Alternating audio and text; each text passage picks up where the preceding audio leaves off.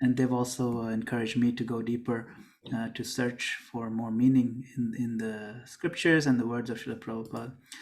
Can you hear me clearly, Gaurakumar Prabhu? Yes, Prabhu. Perfect. I just want to make sure. Yes, thank you. So I'm going to share my screen. Let's see if this works. So today's topic is Bhakti is beyond all rituals. This is a topic that was offered to me as one of the choices by Gaurakumar Prabhu. I thought it's a nice area to discuss. So you can see my screen, right, Prabhu? Yeah, okay. Yes, Prabhu. Yeah. Bhakti is beyond rituals. Ritualism in spiritual practice. This whole notion of what is rituals, what is ritualistic, the pros and cons, and so on. So I thought it's a nice area to explore. So let us invoke auspiciousness by chanting all together. You can all chant. Om Namo Bhagavate Vasudevaya. Om Namo Bhagavate Vasudevaya. Om Namo Bhagavate Vasudevaya. So this verse is from the Srimad Bhagavatam.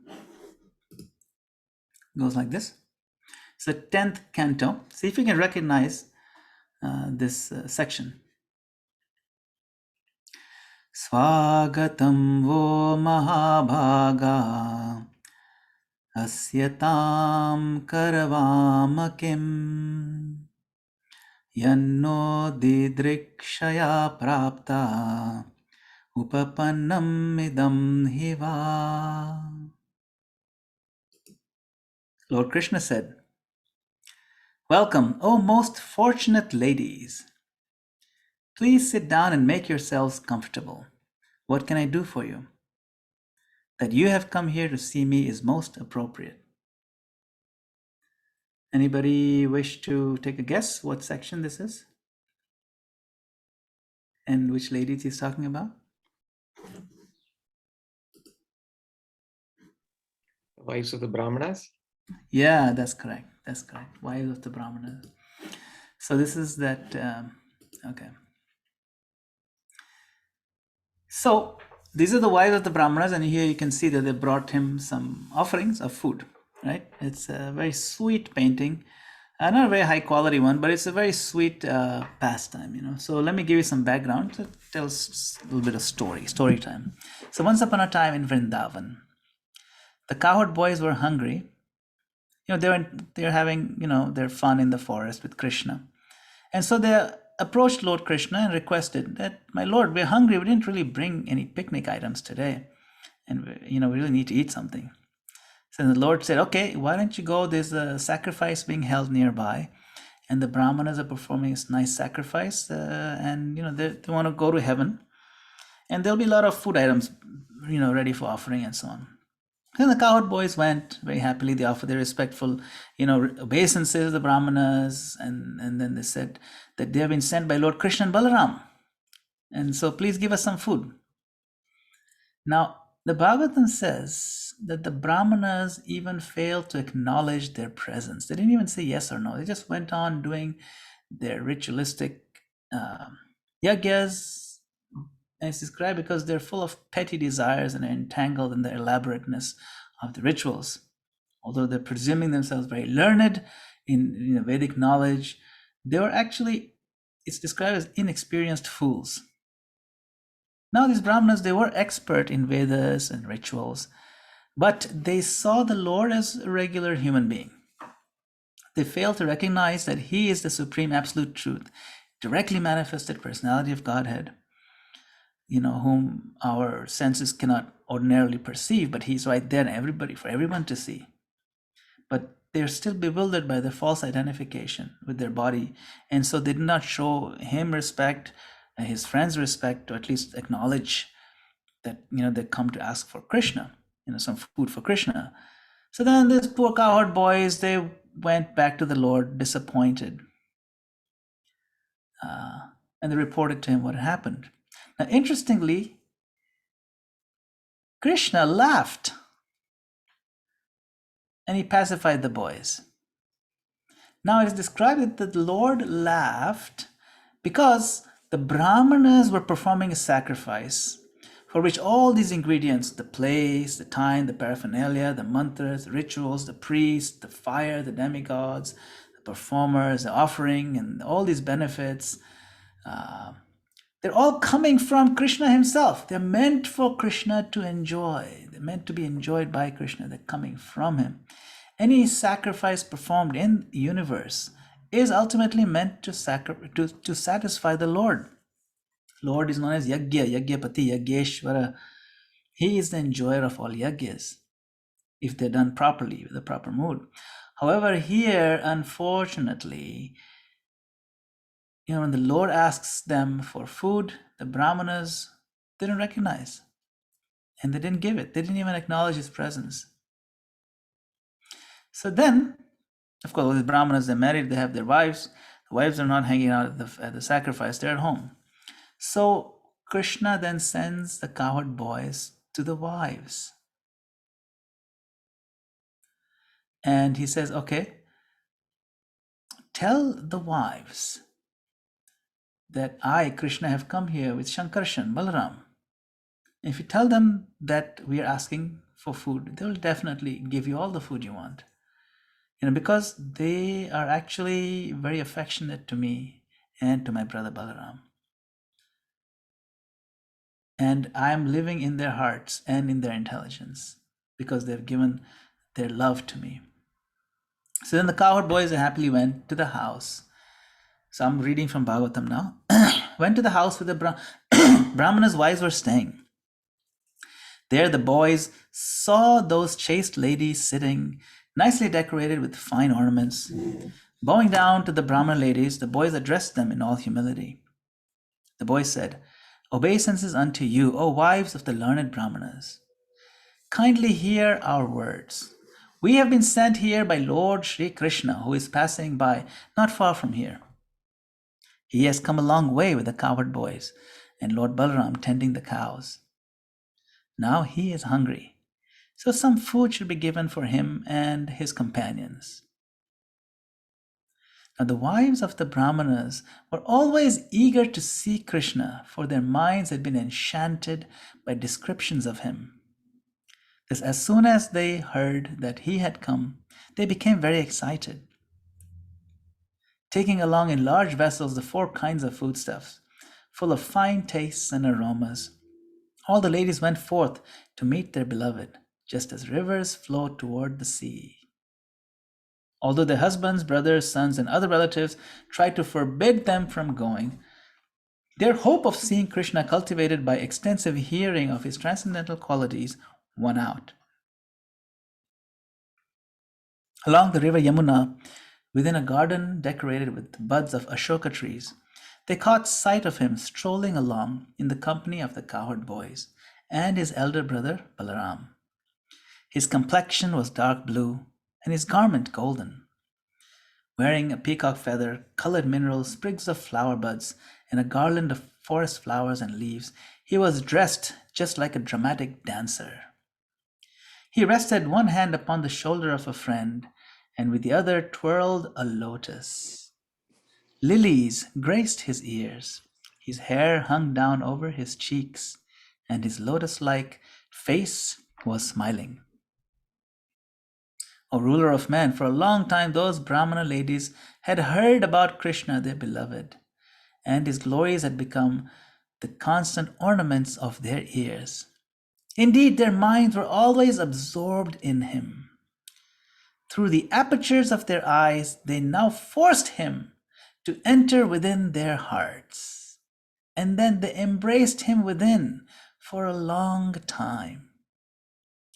In this way, they finally gave up the pain of separation from him, just as sages give up the anxiety of false ego by embracing their innermost consciousness. Lord Krishna, who witnesses the thoughts of all creatures, understood how those ladies had abandoned all worldly hopes and come there simply to see him. Thus he addressed them as follows with a smile upon his face. And that's the verse from tonight. The Lord said, "Welcome, O most fortunate ladies. Please sit down and make yourselves comfortable. What can I do for you? That you have come here to see me is most appropriate." So you can see how much love and affection these ladies had. In the purport, Srila Prabhupada describes the ritualistic brahmanas could not understand why the sacrificial food should be offered to Lord Krishna, whom they considered an ordinary human being. Just as a person with rose-colored glasses sees the entire world as rose-colored, a conditioned soul with mundane vision sees even God himself as mundane, and thus loses the opportunity to go back home, back to Godhead. So in Krishna consciousness, our goal is to develop love for God, a deep sense of affection, an abiding sense of appreciation. And ultimately, it has to be pure love. That's what we are aiming for. That's what we want. And as aspiring devotees, that is the ultimate success. But we do come across lots of hurdles, a lot of obstacles on this path of progress.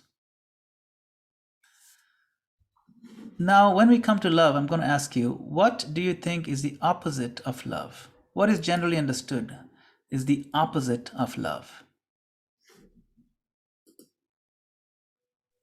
Anyone? Hate. Yeah, generally it's described that opposite of love is hate, right? Even if you're in third grade English and you have to write some opposite of dark is light, opposite of love is hate. So generally it's understood that opposite of love is hate. But actually it is not hate. The opposite of love is indifference. You see, because in hate, we're still thinking intensely of that person. We don't let that thought go. But indifference is the real antithesis of love. See, that's the real problem.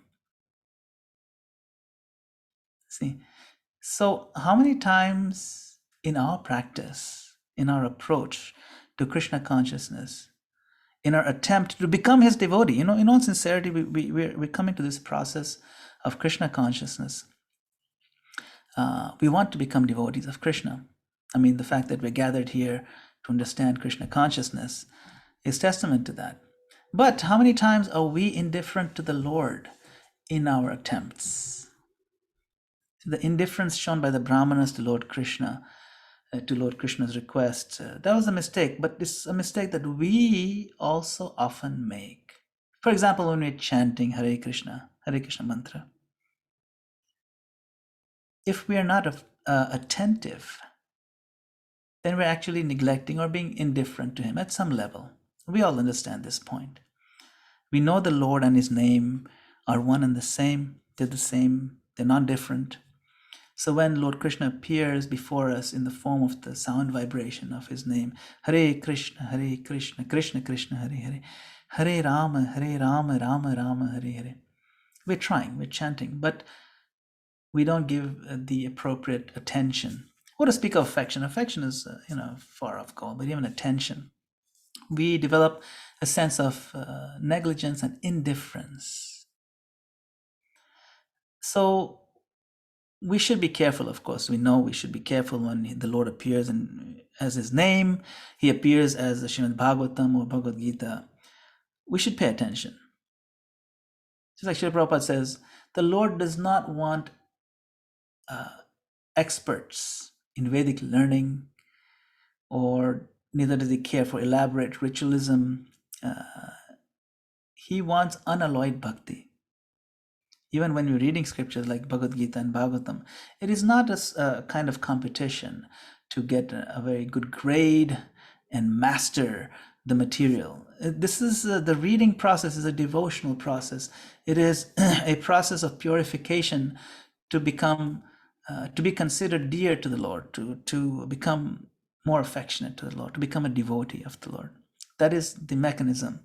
We're using the mechanism of study to worship the Lord, to express uh, our affection for Him, or to develop the dormant affection for Him. So if we don't have, if the affection that is natural in everyone's heart has not yet flowered, the flower hasn't blossomed, that's fine. But everybody has the bud of love that needs to blossom. And so we read, we hear, we chant Hare Krishna, we discuss, we ask questions, we give answers, we explore some more. And there's so many other practices that we do. It's really to open up that dormant love that we all have. But that is the process of purification, to come out of this this indifference. That is the real opposite of love. A long time ago, there was a lady by the name of Karma Bai. And Karma Bai, her story of that famous khichdi is there, Karma Bai ki khichdi. So when she was a young girl, she was told by her father that, look, I'm going to go away for a few days. You're going to be alone at home. But be sure to offer to the Lord, some bhoga, some nice food, some offering. Be sure to regularly offer first in the morning, because we have to make sure the Lord does not go hungry. So then he left, and all she knew how to make was khichdi. She was very good at it. So she had so much affection for the Lord. First thing, she'd wake up and she'd immediately start making khichdi for Krishna, and she'd offer it.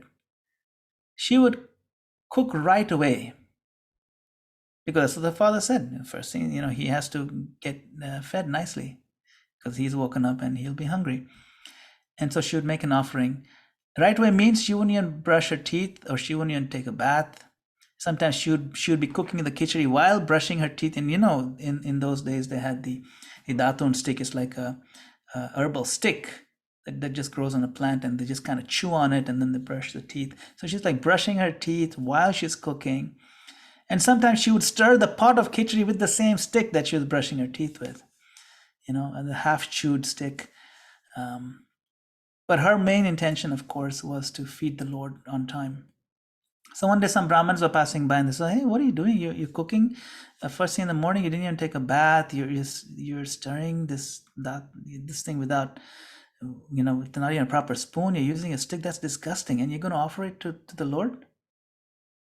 No, you got to follow some standards. Okay, from tomorrow, you better take a bath in the river and make sure that you use the clean pots and don't use that disgusting stick to stir it with. So then she reluctantly did that. Now she was reluctant because it would make a delay in the offering, but she started doing that. And that night, the first time she did it, that night she had a dream. The Lord was a little upset at her, and she says, Karma Bai, what happened? I was hungry for 1.5 hours. You're supposed to give me breakfast first thing in the morning on time. You let me sit so long just so you could take your silly bath.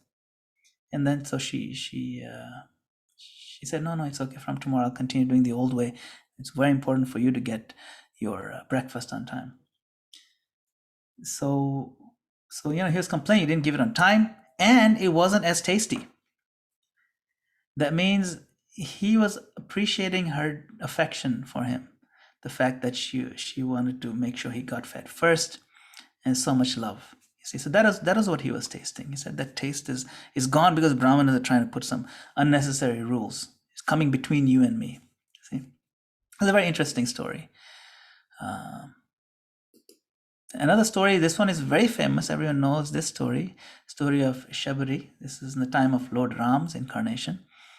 And Shabari, when she was a young girl, very young girl, maybe 12 or something, she had been blessed by a sage that one day Lord Ram will personally come and visit you, Supreme Lord himself, in your ashram, in your little hut. And she just lived by herself.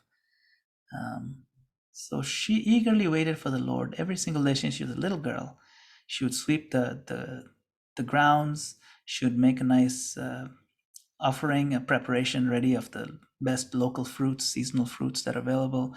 And she would sweep even the pathway that he's going to walk on and prepare the flowers and so on. Every day from the age of 12, but the Lord didn't come, but she did not give up hope. And one fine day, maybe another 70 years later, when she was maybe 82 or maybe 90, or a really old lady, the Lord actually did come. And you can imagine her joy, her affection, that she had been sweeping this pathway every day for all these years. And the Lord finally came. How much she must be overjoyed. So she had prepared these berries to offer the Lord. But as she was offering the Lord, one by one, she would bite into each berry before she gave it to him, to make sure it wasn't one of the sour ones. She wanted to make sure only the sweetest ones were given to him. So she would bite one. If it's sour, she'd toss it out, and the sweet ones she'd offer to him. And the Lord very appreciatively and very lovingly accepted these offerings and enjoyed it so much, even though it is half eaten. Lakshmana was wondering, why is he doing this? But of course, he could see that it is the love that was sweetening the berries even more.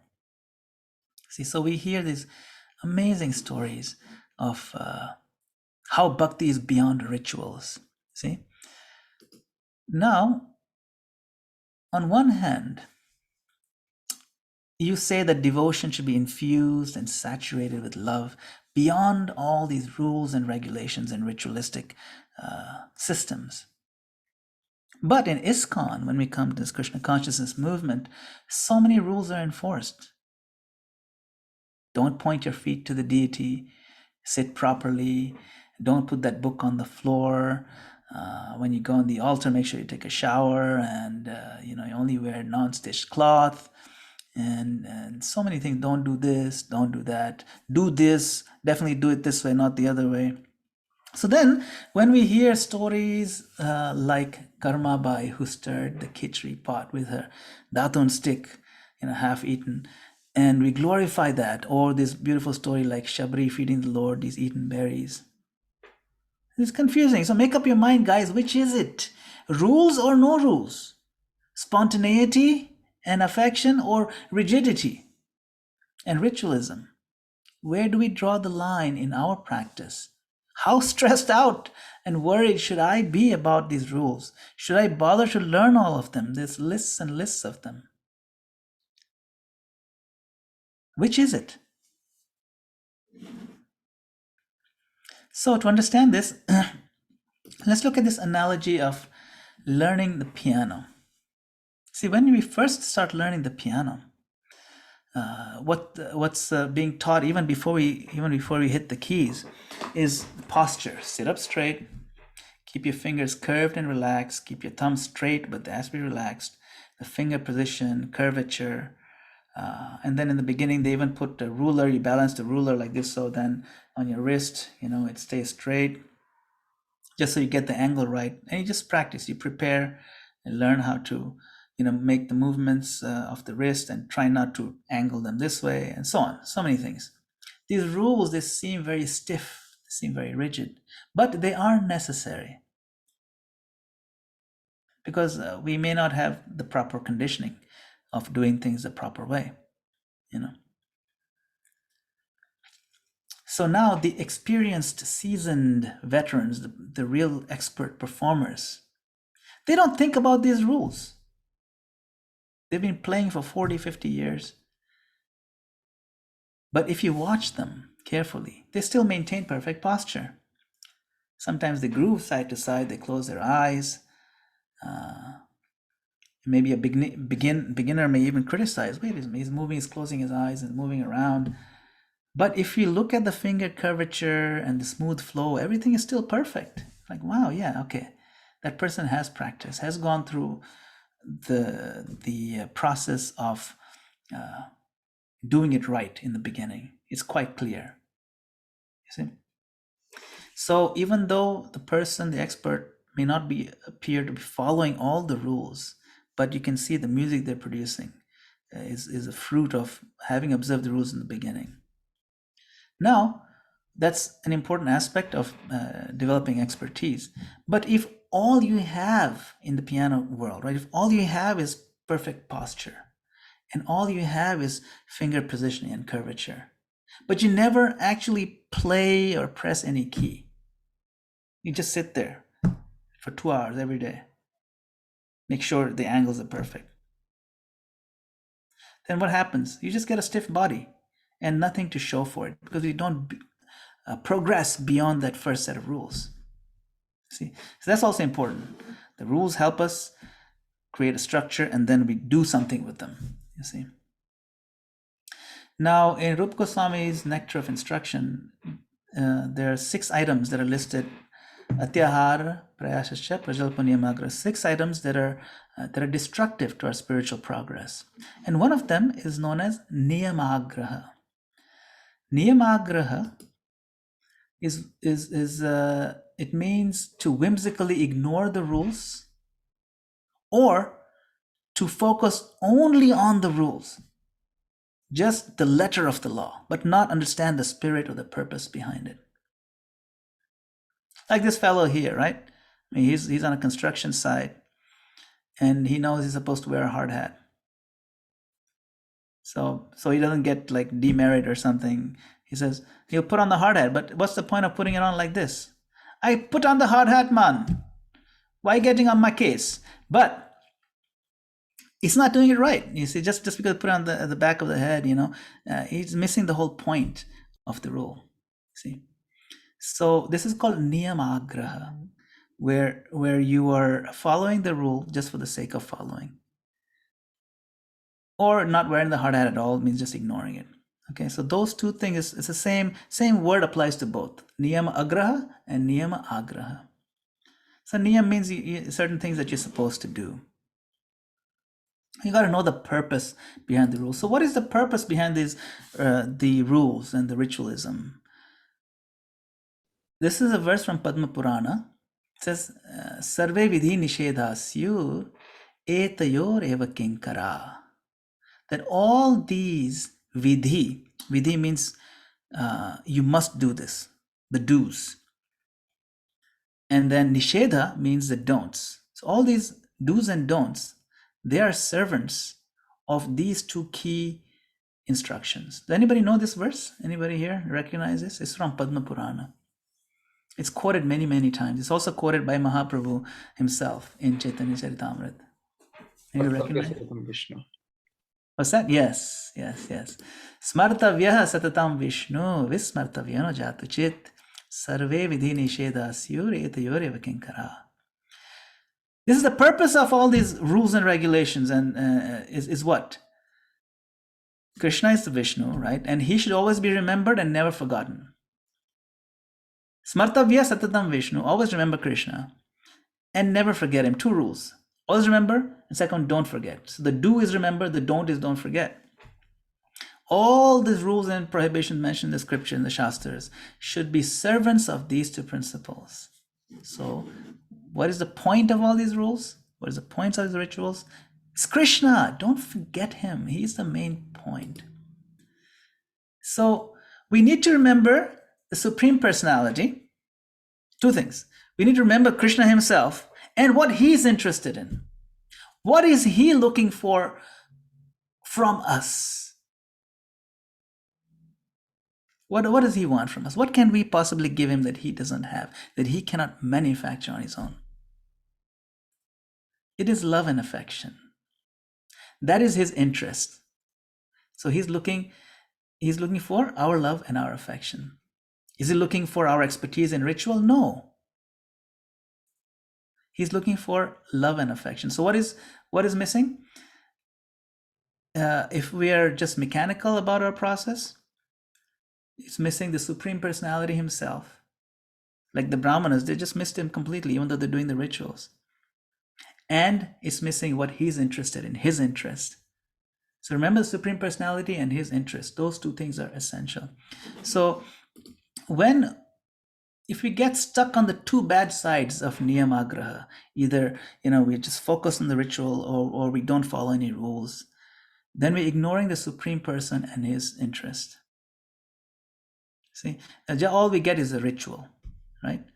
But if we add the Supreme Person, SP, and his interest, then we change from ritual life to a spiritual life. That's the essence of spirituality. So we move away from ritual and we add Krishna and what he's interested in, and we get spirituality, spiritual life. This is what Krishna consciousness is about. There is a verse in the 1st canto. Dharma sanusita pumsham vishvakshena katha suya Notpadiyed yati ratim shrama eva hi kevalam. Right? So the occupation duties, activities a man performs according to his own position are only so much useless labor if they do not provoke attraction for the message of the personality of Godhead. See, so all these things that we do, even ritualistically, we can consider that part of our prescribed duties. Even this is what my guru has told me to do, or maybe my family, we come in a long line of brahmanas, or we come whatever. Either I'm told by my guru to do it this way, or I'm told by my family members to do it this way. They are useless if they do not provoke attraction. So, what is his interest? What is Krishna's interest? Rati. Rati means this affection, attraction, this love in our actions for him. Na utpadayed yadi ratim shrama eva hi kevalam. So utpadan means to create or to produce or to provoke this attraction. If it doesn't produce rati, na utpadayed yadi ratim, then it's just shrama. It's useless labor. Shrama eva hi kevalam. I was actually typing this out and it kept autocorrecting. Instead of shrama, it would keep autocorrecting to drama. So it's a drama eva hi kevalam. Like, and that also works, you know. It's only drama, just a play, just a false. If it does not, it's just a show, it's a farce. If it does not produce that loving feeling in our heart, all these external, the movements of Krishna consciousness that we do, including chanting, we offer something. If it is not aimed with the proper consciousness, and if it does not produce rati, then it is shrama or drama. There's no feeling. Srila Prabhupada, in one lecture, he speaks very beautiful. He says it very beautifully. He says, so this real religion is love. How to love God. That is real religion. Dharma. What is that? Yato bhaktir savai pumsam paro dharmo. There are different kinds of dharma or religious systems. But real religious system means how we have learned to love God. That's all. Nothing more. No ritualistic ceremony, no formula, nothing. If your heart is always crying for God, that is perfect religion. That is perfect religion. Therefore, Chaitanya Mahaprabhu says, Shunyayitam Jagat Sarvam. Oh, without Krishna, I am feeling the whole world is vacant. Vacant, yes. So we have to come to that stage.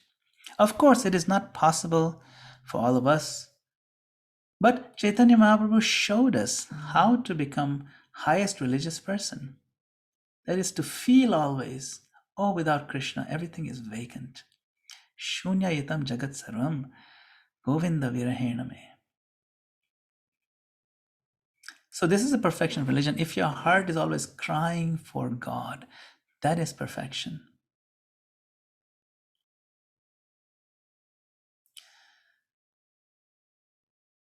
So I'm going to summarize how to avoid the ritualistic trap. Let's make it a practice, a conscious practice, to remember Krishna in every spiritual act. For example, you know, when we bow down, offer obeisances to the deity. It doesn't have to be even in the temple, you know, in our little, home altar. When you offer obeisances to the Lord, let's slow down. Let us reflect on this posture of humility and supplication. We express our hearts to the Lord and beg Him to accept us, not on our own merit, but by dint of our being connected to Shri Guru. This is why when we bow down, we recite Guru Pranam Mantra. Why? Why do we do that? One is to, of course, reinforce our surrender to the spiritual master, but also to let the Lord know, my Lord, I am with him, with this great devotee of yours. I am associated with him. I'm connected to him. Somehow he's accepting. Therefore, please accept me. Not on my own strength, on my own merit. I'm nothing. So that is the mood we can bring when we offer the obeisances to the Lord. Then, when we transform our apparently ritualistic act of offering obeisances and make it a natural gesture of gratitude and appreciation, then we move from ritual to spiritual. And all that happens within. A person from outside cannot see. The outside viewer sees the same action. You can do it ritually or spiritually. So it's a very internal process. Yeah? So make it a practice to remember Krishna deeply in every spiritual act. Also, we should recognize this ritualism is a pitfall. It's a mindset. It has a dark seduction about it. It creates the impression of spiritual practice while taking our consciousness away from Krishna. And the more we get stuck in that ritualistic mindset, anything we do for Krishna, it should never be ritualistic. It should always be spiritual, always be with his interest in mind. And his interest is what? Rati, our affection for him. Am I giving it along with whatever else I'm offering? I've offered a plate of fruits to him. Am I also garnishing those fruits with my love? If I'm not, then that's an incomplete offering. It becomes ritualistic. So we want to, as far as possible, gradually move away from these ritualistic traps of the mind. Because remember, the mind, the more we are materially conditioned, the mind very intelligently will try to then impose that conditioning even in our spiritual practices. And ritualism, or this ritualistic trap, is one of the snares, one of the tricks the mind plays on us to make us feel, hey, I'm doing Krishna conscious stuff. Yeah, but you're not actually being conscious of Krishna. You're just doing the ritual part of it, you see. So that's why we want to avoid that trap. We want to then also look for opportunities to seek forgiveness from the Lord every time we offer something to the Lord. In fact, those of us who are trained to do some altar seva, some deity worship, we are taught this prayer. It's a very beautiful prayer. At the end of any arti that we offer, any offering that we do, it's aparada sahasrani kriyante harnisham maya dasoham iti matva kshamasva madhusudana. Dasoham iti ma matva, please, my Lord, I create thousands of offenses. Aparada sahasrani kriyante harnisham maya. Every moment I'm performing thousands of offenses to you, even while I'm trying to serve you. But dasoham iti mamatva. But think of me as your servant, my Lord, and kindly forgive me. Forgive all those offenses, my offensive mentality, and help me come out of them. It's a nice mood to seek forgiveness from the Lord because it keeps us humble. And that is the sweetness that the Lord likes. Even though we may not be able to infuse our offering completely with all the affection in our heart, if we can at least top it off with the sense of, with the request of forgiveness and a request from the Lord to purify us, to make us more like He wants us to be, then it'll bring back that consciousness, Krishna consciousness, into our offerings. Once Srila Prabhupada was walking in winter, having his morning walk, and it was quite cold, and there was these frozen puddles. Every time he would see a frozen puddle, he would take his cane and he would break the ice. And he'd walk a few more steps, there's another one. He seemed to enjoy breaking the ice, but he kept a very serious mood. And one of the disciples asked him, Prabhupada, why is it every time you stop and you break the ice? And Prabhupada said, this is my job. He says, this is not the natural state of water. My job is to break the ice. My job as a spiritual master is to break the rigid steel frame of material conditioning in the disciples. So always seek to break that ice that is standing between us and genuine loving flow to Krishna. So let's remember that. So this is this end summary. To make it spiritual practice, to remember Krishna in everything we do. Keep in mind the ritualistic mindset and avoid it. And look for opportunities to seek forgiveness from the Lord. It's also a good thing to seek the beginning of chanting and at the end of our chanting when we chant japa. And remember Srila Prabhupada's mood that his goal is to break the ice and melt our hearts. So then let us assist him and melt our hearts by keeping that mood of progressive, walk toward Krishna, getting closer and closer. So thank you very much for your time. I will pause here. If there's any discussions, comments, questions, etc., we can do that now. So first of all, Madan Gopal Prabhu, this was like amazing, like how you slowly built it up and how you gave the essence. There's always this conflict between ritual and spiritual. And I really liked how you presented the whole thing. Like you started off with some examples, some wonderful storytelling, the wives of the Brahmanas, Karma by Kikichidi and Shabari. I was thinking that, okay, you're leaning towards condemning, rituals, but then you immediately balanced it off wonderfully when you defined Niyama Graha. And then you connected spi with ritual. I never heard that Supreme Personality's interests. That was like amazing. So thank you. And then Shrama and Drama was amazing also. That just popped up today as I was typing. I'm like, why do they keep changing Shrama to drama? And that's why this also works, Drama eva hi kevalam. I thought it was pretty funny. That is amazing. And then I really liked, I wish you can tell me like which purport was that where Srila Prabhupada said, if your heart is always crying for God, that is perfect religion. I really like that. That is a lecture. Lecture. Yeah. Okay. Okay. If you can Google that particular sentence, it'll definitely come up. If your heart is crying for God, that is religion, true religion. And so thank you for that as well. And also make it a practice to remember Krishna in every spiritual act. Wonderful, wonderful. And then look for opportunities to seek forgiveness from the Lord. So I loved every point that you made, Prabhu, and you kept our attention throughout. So thank you. I'll just open it up. If anybody wants to ask any questions, please do. And my request is if you have any questions, please turn on your videos. So it becomes more personal that way. Thank you.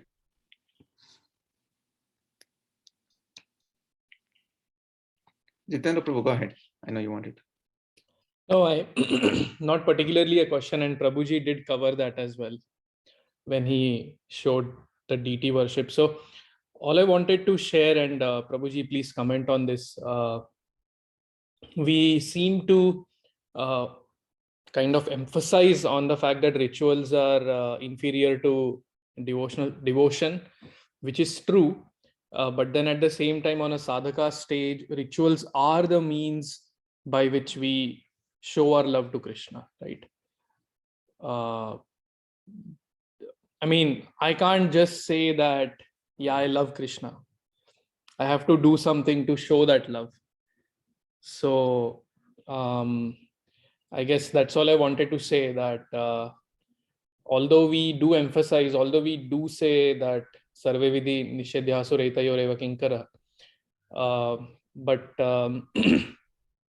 rituals still, I guess, in one way, I mean, it should not happen. The danger that I see is if we emphasize too much on the inferiority of the rituals, we might just lose the interest to do rituals. I mean, somebody can misinterpret it in an extreme way and say that I have devotion, I don't need rituals. Why? Because Padma Puran says, Smartavya Satatam Vishnu Vismartavya na Jatuchit, right? So then I guess that's all I want. I was just thinking, that rituals, yes, they are inferior. Padma Puran's words are definitely not false. But at the same time, on a sadhaka level, that those are the means by which we express our bhakti to the Lord. Yes. Yes, you put it very aptly and succinctly. That's exactly the point. And also, if you look at the Smartavya Satatam Vishnu verse, it doesn't mean that the rituals are not important or the rules are not important. It is telling you the purpose behind the rules, which can be forgotten. So it's not rituals that's the problem, it's the ritualistic mindset that's the problem. You see, the ritualistic mindset is a trap that convinces you that you're making good progress because you've gotten better at your rituals. And that's what we want to avoid. That's the real enemy. And especially when we come from very, say, orthodox Indian cultures or families, this is very prevalent. It's problematic too, because we equate spiritual progress by our ability to be strict in the rituals, but there is not a very deep understanding. There's not much emphasis on developing the affection for the Lord, but they're very good at following all the rules. So they've missed the point altogether. You see, so that's really the point, not rituals in themselves. Those are important. So once someone wrote to Srila Prabhupada, there are many rules, there are many big ones and many small ones. So how do we know which a good devotee should follow which ones? And Prabhupada said a good devotee follows all the big rules and all the small rules. See? He says if you're a good devotee, follow all of them. And make it a point, try to make it a point to understand all of them. At the same time, Srila Prabhupada also made a lot of adjustments for our modern mind, our modern lifestyle, our Western living, and so on. So certain things that are in Hari Bhakti Vilas, he didn't emphasize all of them. So he did make some changes just so that you give us enough momentum to make it through. But it's always a good idea to try to be as clean as possible. Follow the basic things, at least the core basic things. Cleanliness, punctuality, for example, is the core for deity worship. But not everybody's cut out to be deity worship expert. We know that. But then if you're a book distributor, then still follow the principle of proper book distribution. Don't tell lies, be straightforward at the same time. There's certain rules there too. So it all depends on what your service is, that you have to really represent Prabhupada very well with integrity. And that does require a baseline of rules to follow. Also, like one question that I have is, it's definitely true that we need to at least attempt to have love when we follow the rituals, right? But now let's say that somehow the mind is so obstinate that it's not allowing us to even think of Krishna while, let's say, offering obeisances, right? But still, is it not that the act itself of offering obeisances will slowly help us rise to that level where we can eventually remember the Lord? Is that accurate to say? I mean, yeah. Yes, it is accurate to say that. However, at the same time, it is also incumbent upon us to not rest on our laurels, on the laurel of the fact that we're doing it. We should feel a sense of dissatisfaction that why am I not crying tears after every obeisances? What do I do wrong? And if when we recognize it, then we can pray to the Lord for forgiveness. That my Lord, I offered obeisances yesterday 5 times. I didn't feel love for you. What to speak of crying? So my Lord, please forgive me and give. So that prayer should also be as a topping, you see, if we can make it. So then that prayer that we do later on should move our heart and melt at least the outer steel frame a little bit. That's the whole point. It's a big project. To dissolve our ego is not a trivial process. It's very deep and it's very cryptic also. So that's why we try these different things. So these rules are there. These prayers are given to us as part of our training. The risk is that prayer also can become a ritual. Absolutely, it does. Which is why we should look at but it's such a beautiful prayer. It's 100% true. You're 100% right. And because part of the deity worship thing, we just memorize, we do it. Even we don't realize what we're praying. So it is a project. Yeah. Thank you, Prabhu. It's a good point. Hare Krishna. Very good point. Vishal Prabhu has a comment. Hare Krishna, Guruji. So good to see you again. Thank you for coming and giving your time. Seeing you, I always feel that I'm so small and insignificant because I remember that you have been practicing since I was not even born. So it just reminds me of that. My question is that, Guruji, anything that we should do with affection towards the Lord, right? But if I don't know like how, I don't remember Krishna, right? Because so much of material and previous conditioning, then how will I give that affection, or what is the definition of that affection that I should give to Lord when I'm doing Aarti? right? How should I, because currently I'm at like ritualistic level only, right? But then what is that affection that, because I don't know. And similarly, like the wives of brahmanas, they heard about Krishna and then they felt so much love that they just gave up everything and ran to Krishna. And how should we hear so that we develop that love? And I mean, it is connected, like how to develop that affection and have that love. Yes, very good questions. So how do we develop that love? Just by the process of hearing, like the wives of Brahmanas did.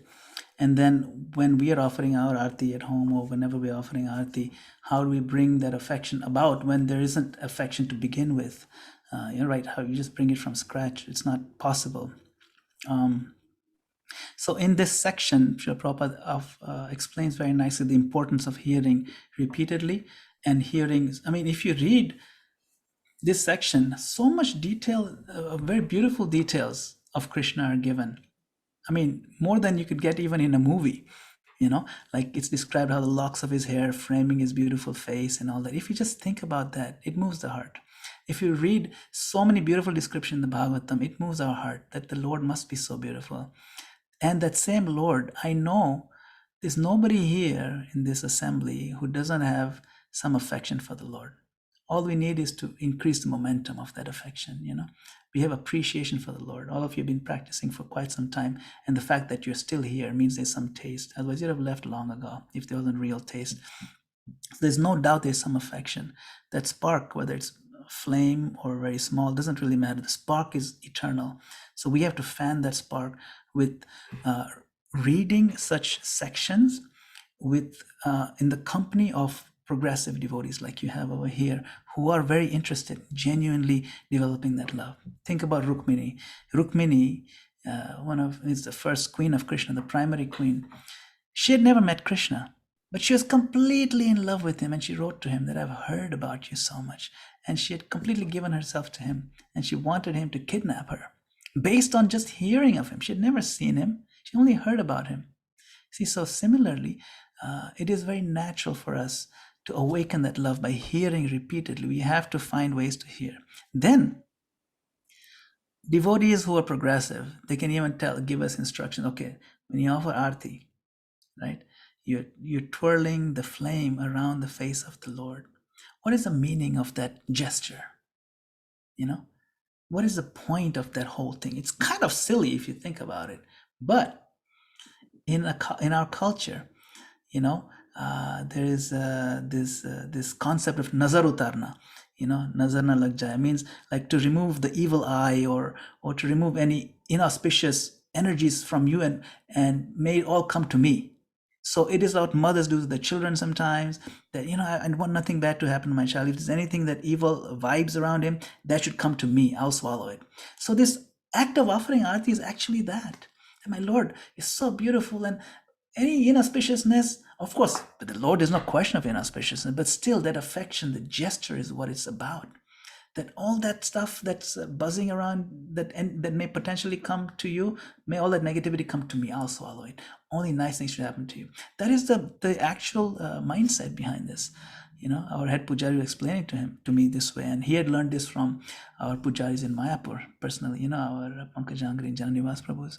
So this mood of offering, it seems very ritualistic, but if you think about how we do that, removing of the evil energies as the motive for offering this, and then you offer the flowers that may be fragrant for you to enjoy, incense, of course, so many nice things, and we can smile while offering that. It's nothing wrong with smiling. Krishna, now this flower, I hope you like it. America, it kind of sucks, the flowers here don't have any fragrance, but you know what, I've put some essential oil in it, so maybe you can just please enjoy it. And that's what we do. So this way we can treat the Lord more as a person, and the more we hear about him, the more we can be more personal with him. Then we look forward to that service. It's not that I have to do arti. It becomes, I get to do arati. It's not that I have to do japa tomorrow. No, I get to do japa tomorrow. I'm so fortunate that I get this opportunity, this privilege, So it's a matter of flipping our consciousness. But it comes with time, of course, but we have to keep pushing towards that affectionate side of it. I hope that Yes, helps Prabhu. a little Thank you. bit. Yes, Prabhu. Thank you. Thank you, Prabhu. Prabhu, do you have some more time, Madan Gopal Prabhu? A few more minutes? Yeah, sure. Yeah, please. Krishna Prabhu, go ahead. Yeah, Hare Krishna Prabhu, such a wonderful Hare class. Krishna, Prabhu. Hare Krishna, and your answers were so rich. The problem is not with rituals, but the problem is having a ritualistic mindset. And then all your answers were so rich, and they kind of answered all my question. I had two comments.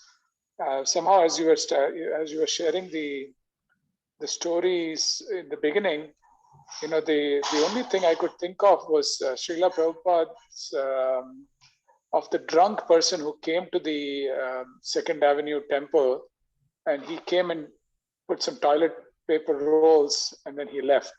So that was one. Somehow, that image kept coming to my head of his act of worship, which Srila Prabhupada accepted so graciously. So that was one. And then the other one that I wanted to just share, which I heard Sachinandan Maharaj sharing. This goes back to Jitendra Prabhu's question about, if you perform a ritual without even knowing the meaning, does it have any effect? And so Sachinandan Maharaj was sharing a story about how there was a small mice in the Mayapur near the deities, and the mice thought the mice was near a lamp which was near the deities, and the mice thought that the lamp was a piece of cheese, and it grabbed it, the wick. It grabbed the wick, and then the wick was hot, so it moved its head. The mice moved its head, so it was almost like it was doing arti while it was doing, and it got all the benefit of doing arti for the Lord. And so that was also somehow these two stories came to my mind while I was listening to you. So I just wanted to share that. But it was an extremely nice class, Prabhuji, and I have to listen to your answers once again because there was so much in them. Thank you so much. Thank you so much, Prabhu. And that point is very valid, that even when a person is not aware of the glory of that particular service, that even ritualistic one, what to speak of someone who is and who does it with love, but even that person gets so much benefit because Krishna gives that credit, you see. But we are and that mouse, by the way, some variants of the story is a mouse actually, his tail caught fire and it burnt up and died right then, but then it got liberation immediately. But our goal as devotees is something higher than liberation. It is love. That mouse did not get love of Godhead. So to develop love is a little bit more effort, It's true. But anything we do for the Lord is very lenient. He'll only see the good. He gave Putana the highest benefit of a mother. She got personal liberation in Goloka Vrindavan as one of the associates of Mother Yashoda, as one of the mothers of Krishna. It's quite an amazing thing. And she came to try to destroy him, but because she did the act of serving as a nursing mother, she got the benefit. Thank you, Prabhu. Good points. Thank you, Prabhu. Thank you, Madan Gopal Prabhu. That was wonderful. I always heard this story many times about the mouse. And finally, you gave us the right understanding of liberation versus going beyond that to Goloka Vrindavan, that there's only love. So thank you. And I just wanted to introduce you to Vishal Prakash. He's a new student who's been coming to our center for about 3 months now. And he's also practicing now. And he had a question for you, Prabhu. Please go ahead, Vishal. Go ahead. Hare Krishna, Prabhuji. Hare First of all, I'd like to thank you for this wonderful class. um, one of my biggest takeaways was the way you read out uh, the description of Krishna. Like, the lotus in his hand, a dark blue complexion, flowers in his ears, and having posing like a dancer. I don't know. I just closed my eyes, and then, like, I could picture Krishna as if he was right in front of me. So, like, that was, thank you for helping me have that experience. So I had this. I mean, I don't know. I don't know how it applies, Prabhu. But then I just wanted your opinions on why I felt the way I did. So my question is that, when, like, in my materialistic life, in order to do things, I plan my day out a lot, and then, like, I would say, like, I give it, I treat my day like a ritual. I wake up at a certain time of the day, and then there's certain things I do before I do another thing. There's habit stacking. Um, and then, like, so I basically, like, treat my day as rituals. But then, when it came to religion, the initial reason why I fled away from religion was that, like, because of the rituals involved with it. I would see my parents perform these very elaborate rituals, and then um I didn't know the understanding, or the feeling behind it, and then I would push it away. But then at the same time, I was following these rituals in my life. So I wanted to understand why I was okay with rituals in one way, but then I pushed it away on another side, even though for me, in my head, they held the same importance. Yes, yes, that's a good question, and I appreciate your explanation of the evolution of your lifestyle also. And we see it, it's evolution in our lives too. One of the biggest reasons, and I also went through this when I was rebelling against my family, was fairly, and my grandmother was very advanced and religiously. She was doing arti and everything, and I grew up watching her do it. But when I became a teenager, when I was maybe 10 or something, I started questioning the utility, and probably emphasizing the futility. That what is the point? Is there any utility here? All I see is futility. She spent her whole so many years doing this, just making circles of flowers, and it's silly, But after coming to Krishna consciousness, I looked at it from a different perspective. Existentially, what is our problem is we are conditioned to forget. We are conditioned to forget. Deeply conditioned to forget that we are related with Krishna. We have an eternal relationship with our source, who is the Lord, who is absolute truth, right? Now, these Krishna conscious processes of bhakti, which include offering arti, making offerings of food, chanting Hare Krishna, so many, right? There's 9 processes, hearing, all these things. They seem ritualistic. They could be done ritualistically. But what are they actually? They are therapies. If you look at it scientifically, they're therapies to overcome our amnesia. So those are patients of amnesia who've forgotten who they are.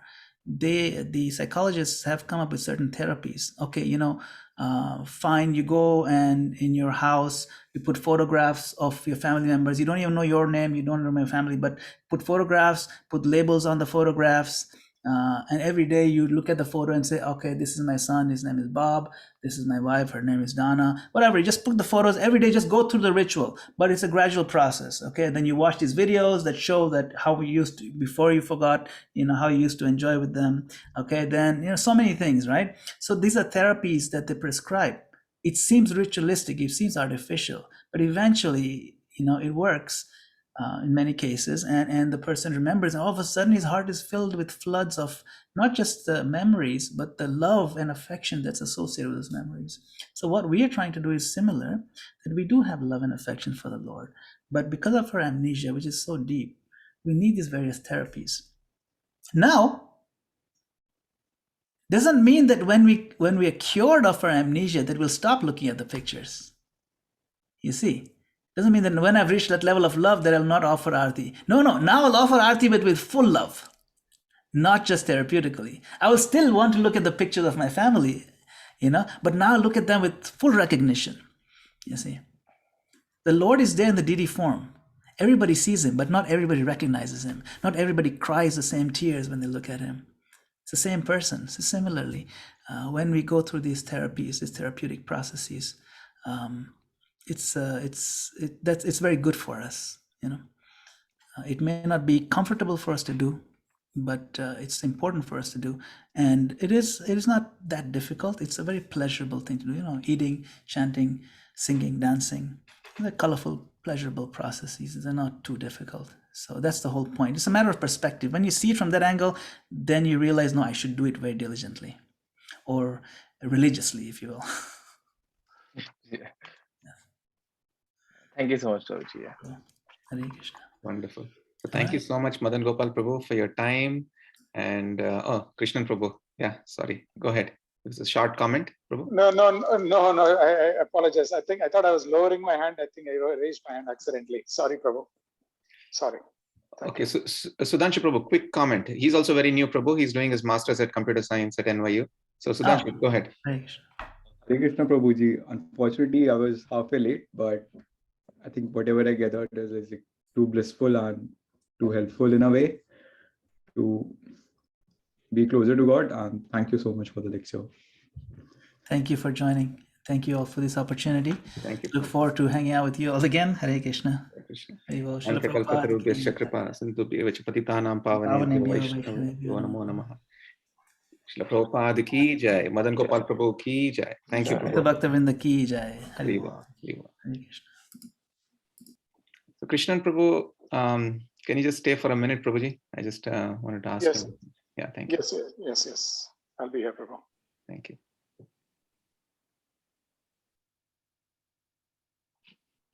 Prabhuji, if you don't mind, like I have a question. Yes, Sudhanshu, go ahead. I'll stop the recording. Hold on.